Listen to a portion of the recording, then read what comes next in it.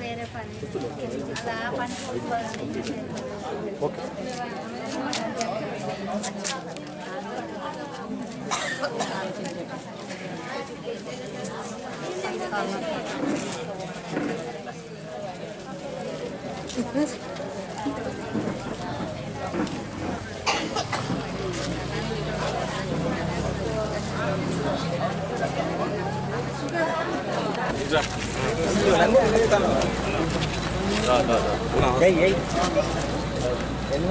మామా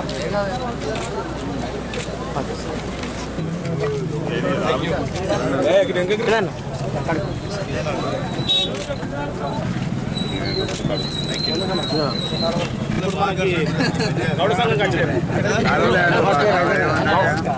గౌడ సంఘం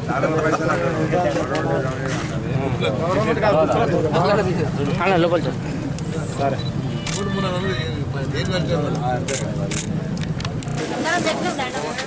స్వాగతం స్వాగతం తుప్పదండి పుష్పాల సంఘంతో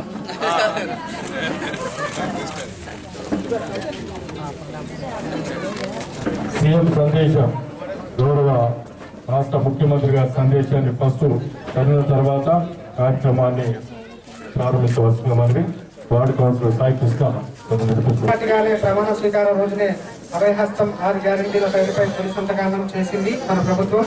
పొలువు తీరిన 48 గంటల్లోనే తెలంగాణ ఆడబిడ్డలకు ఆర్టీసీ బస్సుల్లో ఉచిత ప్రయాణం, అర్హులైన వారందరికీ రాజీవ్ ఆరోగ్యశ్రీ 10 లక్షల వైద్య సాయం గ్యారంటీలను అమలు చేసి చరిత్ర సృష్టించింది. అదే సంకల్పంతో మిగిలిన గ్యారంటీలను కూడా నెరవేర్చేందుకు ప్రజాపాలన కార్యక్రమానికి మన ప్రభుత్వం శ్రీకారం చుట్టిందని తెలియజేసేందుకు గర్విస్తున్నాం.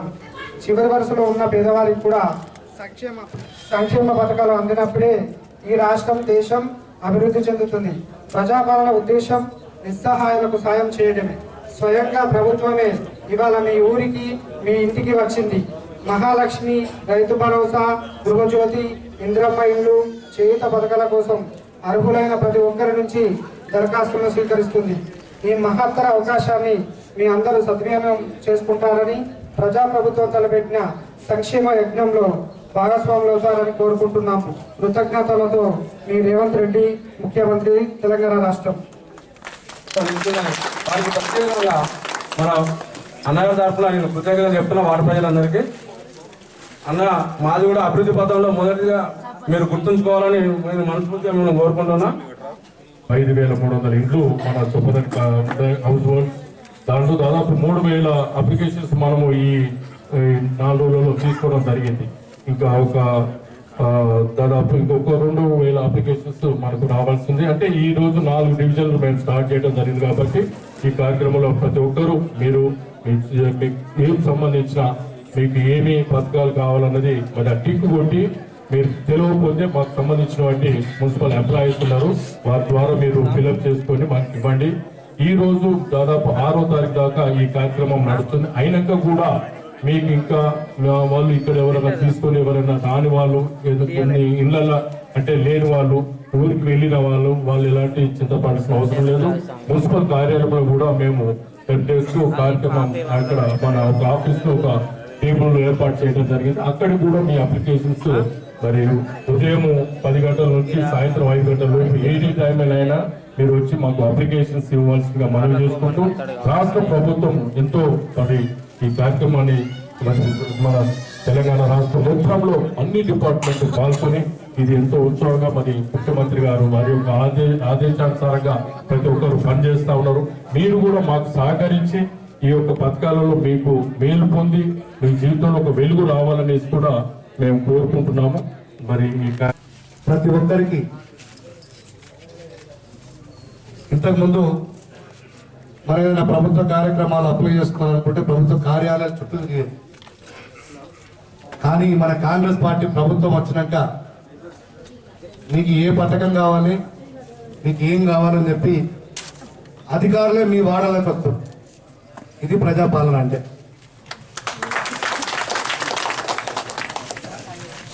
ఈ ప్రజాపాలన కార్యక్రమంలో ఈరోజు 11వ వార్డులో నిర్వహిస్తున్న ఈ కార్యక్రమానికి సభాధ్యక్షత వహిస్తున్న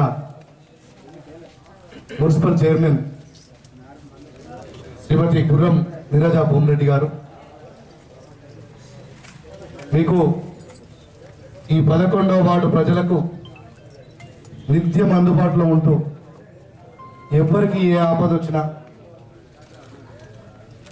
మీలో ఒక కుటుంబ సభ్యునిగా మీకు సేవలు చేస్తున్న మా సోదరులు కౌన్సిలర్లు మాడవ శ్రీనివాస్ గారు, కొట్టే అశోక్ గారు, మన పద్మాకరణ మీ అందరికీ తెలుసు. ఇక్కడ మార్కెట్ కమిటీ చైర్మన్గా, సింగిల్ విండో చైర్మన్గా, అసలు వివాద రైతులు చొప్పనాయుడు పట్టణంలో ఉన్నారంటే పద్మాకరణ అంతేనా? ఎవరు దొరికోడు, ఎవరు నిల్లు పెట్టుకోడు, మా పురం Rajeshwara market committee chairman, Muddam Tirupati Goud గారు, మా పట్టణ కాంగ్రెస్ అధ్యక్షులు. సర్కార్ తెలంగాణ రాష్ట్రం వచ్చినాక ఏదో ఇస్తుందనుకుంటే ఒక పేదోడికి ఒక ఇల్లు కూడా కట్టియాలి చొప్పదండి పట్టణంలో. కట్టించిండ్రా? ఒక రేషన్ కార్డు ఇచ్చిండ్రా అమ్మా? ఏమి ఇవ్వలే. రాష్ట్రాన్ని అప్పుల పాలు చేసి జలసాలు చేసి ఈ రాష్ట్రాన్ని దివాలా దించింది. ఇక మరొకసారి వీళ్ళకి అవకాశం ఇస్తే ఉన్నదంతా అమ్ముకొని ఉడుచుకుపెట్టుకుపోతారని చెప్పి మీరందరూ మార్పు కోరుకొని ప్రజల ప్రభుత్వాన్ని ఎన్నుకున్న మీ అందరికీ కూడా నేను మనస్ఫూర్తిగా కాంగ్రెస్ పార్టీ ప్రభుత్వాన్ని ఎన్నుకున్నందుకు మీ అందరూ కూడా నేను శిరస్సు వంచి పాదాభివందన చేస్తున్నా. నవంబర్ 30వ తారీఖు నాడు ఎన్నికలు జరిగినాయి. డిసెంబర్ నాడు ఈ రాష్ట్రంలో కాంగ్రెస్ పార్టీ ప్రభుత్వం రేవంత్ రెడ్డి గారు ముఖ్యమంత్రిగా కొలువు తీరిండ్రు. రేవంత్ రెడ్డి గారు ముఖ్యమంత్రి అయినాక ఇలా కాంగ్రెస్ పార్టీ ప్రభుత్వం అంతా మహిళలే మార్పు కోరుకున్నారని చెప్పి మేము ఎన్నికల మేనిఫెస్టోలో చెప్పిన 6 గ్యారెంటీ పథకాలు ఈ రాష్ట్రంలో ఉన్న మహిళలందరికీ ఆర్టీసీ బస్సుల్లో ఉచిత ప్రయాణ సౌకర్యం కల్పిస్తామని చెప్పినాం. ముఖ్యమంత్రిగా ప్రమాణ స్వీకారం చేసిన 5 నిమిషాలకే 2 ఫైళ్ళ మీద సంతకాలు పెట్టిండు రేవంత్ రెడ్డి గారు. ఒకటి ఆర్టీసీ బస్సులో ఉచిత ప్రయాణ సౌకర్యం, ఇంకొకటి ఆరోగ్యశ్రీ 10 లక్షల వరకు ఎవరికి ఏ జబ్బు వచ్చినా ఏ దవాఖానకైనా 10 లక్షలు బిల్లు అయ్యేంత వరకు ₹1 కూడా మీరు బిల్లు కట్టాల్సిన అవసరం లేకుండా డిశ్చార్జ్ చేసి ఇంటికి కూడా బస్ కిరాలు ఇచ్చి పంపిస్తాం. అట్లాంటి పథకాన్ని ఇలా కాంగ్రెస్ పార్టీ ప్రభుత్వం. అంతేకాదు ఈ 2 కాకుండా మొత్తం 6 పథకాలు చెప్పినాం మేము. ఈ 6 పథకాలు ఇంకా 4 మిగిలి ఉన్నాయి. డిసెంబర్ 7 నాడు ఈ రాష్ట్రంలో ప్రభుత్వం కొలువు తీరింది.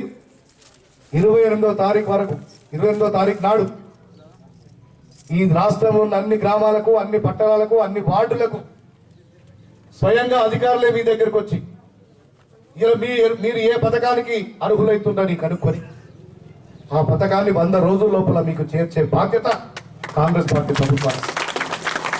మేము ఆ రోజు చెప్పినాం, 18 సంవత్సరాల నుండి 55 సంవత్సరాల వయసు గల మా అక్క చెల్లెలందరికీ, మహిళలందరికీ నెలకు ₹2,500 మీ ఖాతాలో జమ చేస్తుంది కాంగ్రెస్ పార్టీ ప్రభుత్వం అని చెప్పినాం.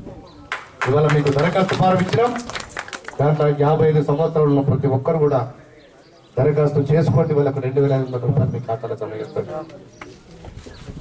అంతేకాదు ₹500కే సిలిండర్ ఇస్తామని చెప్పినాం. బహుశా ఈ నెలలో స్టార్ట్ అవుతుంది, ఎక్కువ రోజులు అవుతుంది. మీకు మీరు ఎప్పుడు గ్యాస్ సిలిండర్ బుక్ చేసుకున్నా ఫిబ్రవరి నుంచి మీకు ₹500కే సిలిండర్ ఇచ్చే బాధ్యత కాంగ్రెస్ పార్టీ ప్రభుత్వం.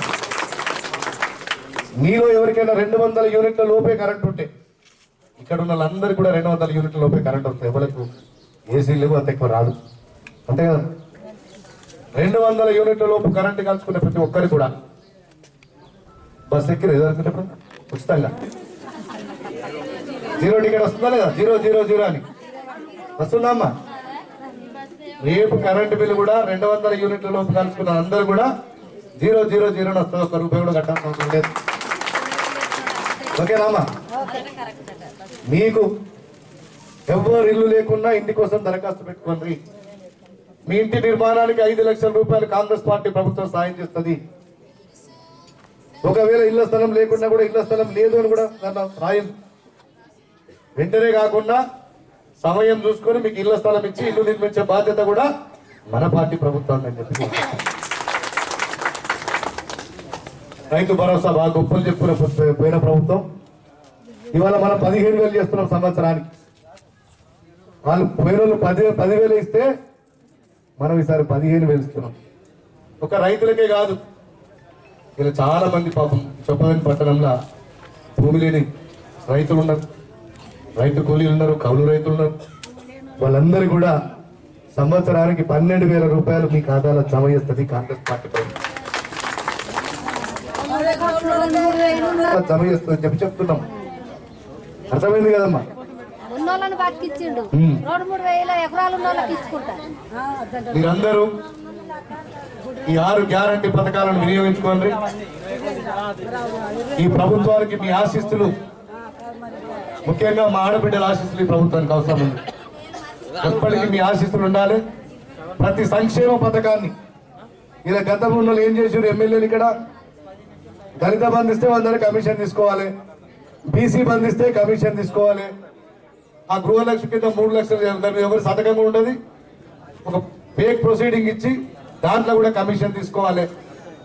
ఇవాళ చెప్తున్నా, నన్ను ఆశీర్వదించి నా మీద అభిమానం కొద్దీ నేను ఎన్నికల్లో 1 రూపాయి కూడా ఖర్చు చేయకుండా మా నాయకులు మీ ఇళ్ళకి వచ్చి మీ గెలవ పట్టుకొని ఈసారి ఒకసారి సత్యమన్నకు అవకాశం ఇవ్వడం చెప్తే మీరందరూ కూడా చొప్పదండి పట్టణంలో ప్రజలంతా ముక్త కంఠంతో ఆశీర్వదించి నన్ను గెలిపించిన మీ అందరికి కూడా నేను శిరస్సు వంచి మీ అందరికి పాదాభివందనం చేస్తాను.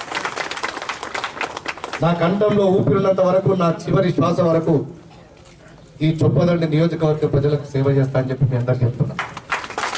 గతంలో ఉన్న ఎమ్మెల్యేల మాదిరిగా కాకుండా నేను ప్రమాణం చెప్తున్నా, ఒక్కరి దగ్గర కూడా ఒక పథకానికి సంబంధించో లేదంటే ఒక కుల సంఘానికి సంబంధించో ఇక్కడ నుంచి 1 రూపాయి కూడా కమిషన్ తీసుకోరని చెప్పి మీ అందరి ముందు నేను మాటిస్తున్నా.